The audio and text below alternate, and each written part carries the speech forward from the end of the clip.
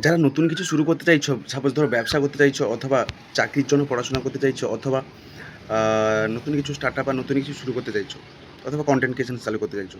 তাদের সবার সঙ্গে একটা কমন স্ক্যাম হয়, সে স্ক্যামটা কি জানো? সে স্ক্যামটা হচ্ছে পারফেকশন। আমরা সবসময় পারফেকশনের পেছনে ছুটি। যে আমি ধরো কোনো ব্যবসা করতে চাইছি, আমার কাছে টাকা নেই বা লোকে কি ভাববে বা কোনো কিছু কাউকে বোঝাতে চাইছি বা কোনো নতুন কিছু ইনভেস্টমেন্ট করাতে চাইছি কাউকে দিয়ে। তো তাকে গিয়ে বললে সে কি ভাববে? বা নতুন কিছু আমি বিজনেসের জন্য প্রোডাক্ট এনেছি। যে লোককে গিয়ে সেটা বলব, সেটা কি ভাববে?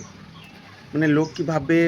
এবার আমি আমার ভুল কতটা বা আমার কতটা খামতি রয়েছে, সেগুলো আমরা ভাবতে থাকি। এটাই হচ্ছে যে স্ক্যাম। মানে আমাদের এই ভাবনাটা আমরা যে ভাবছি। এবার দেখো আমরা সবসময়ের জন্য কিন্তু ইমপারফেক্ট। কেউ কোনোদিন পারফেক্ট নয়।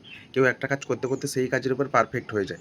কিন্তু সেটা সে যখন চালু করছিল তখন কিন্তু ইমপারফেক্টই ছিল।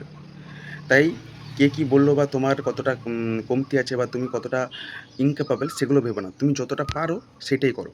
কারণ জানবে তুমি যদি না করো সেটা হচ্ছে 0, আর কিছুটা যদি করো সেটা হচ্ছে 10 বা 20, সেটা 30 হবে, একদিন পর 40, 50, আর সেটাই একদিন 100 হবে।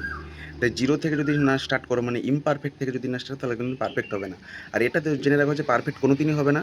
তুমি সবসময় ইমপারফেকশনের মানে কোয়ান্টিটিটা অনেক মানে এটা কমবে তোমার এ থেকে। কিন্তু পারফেক্ট তুমি কোনোদিন হবে না। তুমি ডে বাই ডে বেটার হবে। যারা টপ পজিশনে আছে তারা কিন্তু ডে বাই ডে বেটার হয়েছে। কেউ পারফেক্ট হয়নি।